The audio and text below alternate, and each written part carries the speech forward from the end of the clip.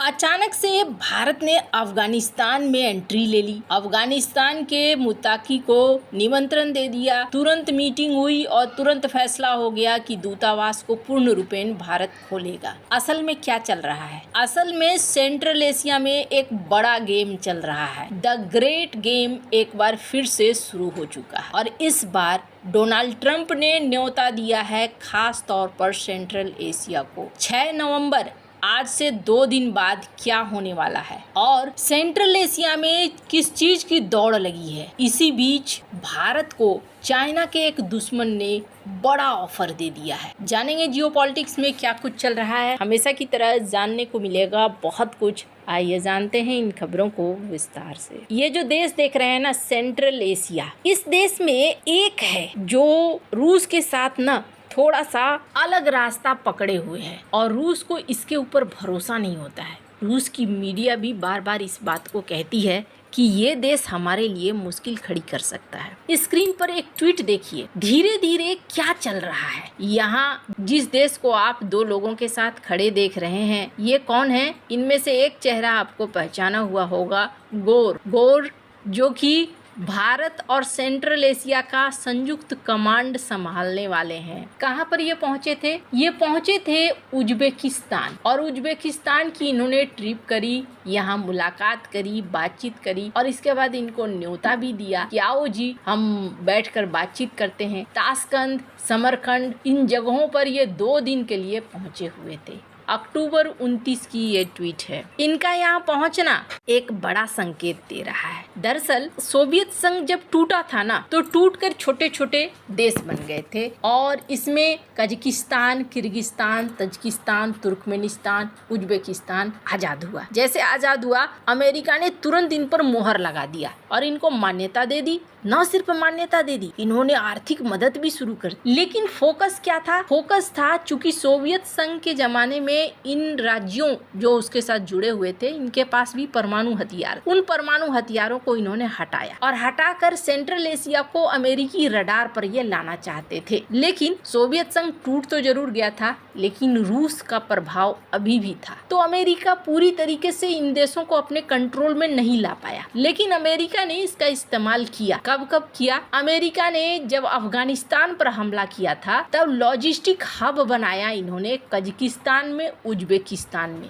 यहाँ पर अमेरिका ने अपने एयरबेस भी बना लिए थे और किर्गिस्तान का मानस एयरबेस ये प्रमुख था और इसके तहत अरबों डॉलर की मदद भी करी इन देशों को कि भैया तुम अरबों डॉलर लो और अपना अपना बेस दो। तो ये वो देश रहे हैं जिन्होंने कभी अमेरिका को अपना बेस भी दिया है। हालांकि एक समय ऐसा हुआ कि धीरे धीरे ये देशों ने कहना शुरू कर दिया कि भई अपना बेस बंद करो और फिर ये बेस धीरे धीरे बंद हो गए। पर अब एक बार फिर से डोनाल्ड ट्रंप जागे हैं और डोनाल्ड ट्रंप ने जब आसियान की मीटिंग करी, यहाँ पर जब ये पहुंचे थे, तो इन्होंने सेंट्रल एशिया के देशों को न्योता दिया और कहा कि आप आइए हमारे यहाँ और हम बैठक करेंगे। C5+1, C5 में ये सेंट्रल एशिया के 5 देश और अमेरिका। हालांकि ये पहली बार नहीं है कि डोनाल्ड ट्रंप ये बैठक कर रहे हैं। बाइडेन ने भी इस बैठक को शुरू किया था, 2015 से ये शुरू हुआ था, लेकिन बाद में ना इसे ठंडे बस्ते में डाल दिया गया। डोनाल्ड ट्रंप के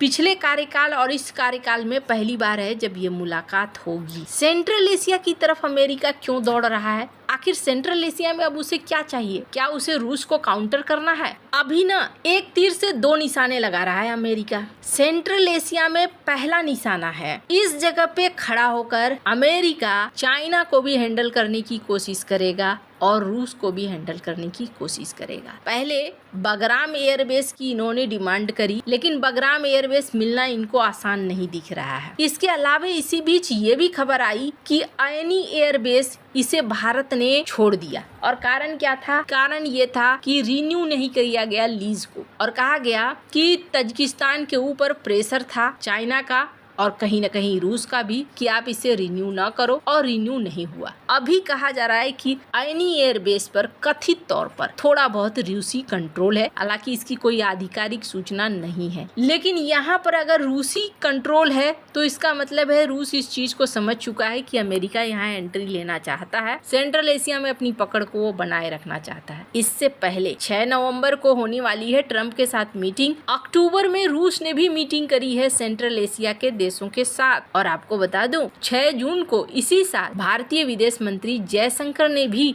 इन देशों के साथ मीटिंग करी। अब यहाँ सेंट्रल एशिया में 3 देश देखने को आपको मिल रहा है कि बड़े एक्टिव हुए हैं। अब इसका कारण क्या है? पहला कारण तो मैंने अमेरिका का बता दिया। दूसरा कारण ये है कि दुनिया इस वक्त एक नए खजाने के पीछे भाग रही है, और वो खजाना है रेयर अर्थ मटेरियल। और ये वो देश हैं जिनके पास रेयर अर्थ मटेरियल का अकूत भंडार है। यही वजह है कि आपको ये सारे देश अब इधर दौड़ते हुए दिख रहे हैं। डोनाल्ड ट्रंप जिन्हें एक चीज समझ में आ गई है कि चाइना के रेयर अर्थ मटेरियल की मोनोपोली ने हिलाकर रख दिया है, और इस बात को स्कॉट बेसेंट ने कहा भी। इन्होंने कहा कि चाइना ने दुनिया को अलर्ट मोड में डाल दिया है कि दुनिया अब रेयर अर्थ मिनरल की खोज करे और अपने आप को आत्मनिर्भर बनाए। तो अमेरिका क्या कर रहा है? अमेरिका अब सेंट्रल एशिया के देशों के साथ बैठक कर रहा है, और जिसका लक्ष्य क्या है? लक्ष्य है रेयर अर्थ मटेरियल। अब भारत और अफगानिस्तान के संबंधों का मतलब आपको समझ में काफी हद तक आ गया होगा। लेकिन चाइना का एक और दुश्मन, इसने भारत को एक बहुत बड़ा ऑफर दिया है। अभी ट्रंप ने क्या कहा? ट्रंप ने कहा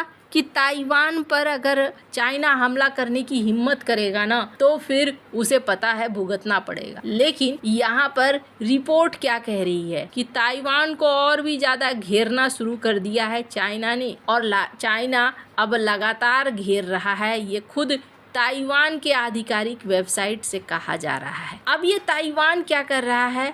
इसने भारत को एक बहुत ही बढ़िया ऑफर दिया है। स्क्रीन पर आप देख सकते हैं, मीटिंग हो रही है भारत के अंदर, और यहाँ पर ताइवान ने भारत को ये कहा है कि हम आपको टेक्नोलॉजी देने को तैयार हैं। जो क्रिटिकल टेक्नोलॉजी है कथित तौर पर सेमीकंडक्टर की, वो हम आपको देंगे, लेकिन बदले में आप हमको रेयर अर्थ मटेरियल दो। अब भारत कहाँ से रेयर अर्थ मटेरियल देगा? हाँ जी, भारत के पास भी रेयर अर्थ मटेरियल है, लेकिन दिक्कत ये उसे रिफाइन करना और उसे प्रोडक्शन में लाना। भारत अब ताइवान की मदद लेगा इस मामले में भी, और कहा जा रहा है कि भारत अफगानिस्तान सेंट्रल एशिया से भी बातें कर रहा है। अब अचानक से चाइना ने पूरे घटनाक्रम को बदल दिया है, और रेयर अर्थ मटेरियल अब इन देशों के लिए बहुत ही ज्यादा जरूरी हो गया है। अब ये जो 5 देश हैं, इस 5 देश में एक देश उज्बेकिस्तान जो है, इसका पूरा झुकाव अमेरिका की तरफ है, और इसने बोइंग के साथ अरबों डॉलर के विमान का डील भी किया है। रूस के साथ इसकी ठीक ठाक बनती नहीं है। यही वजह है, माना जा रहा है कि उज्बेकिस्तान के जरिए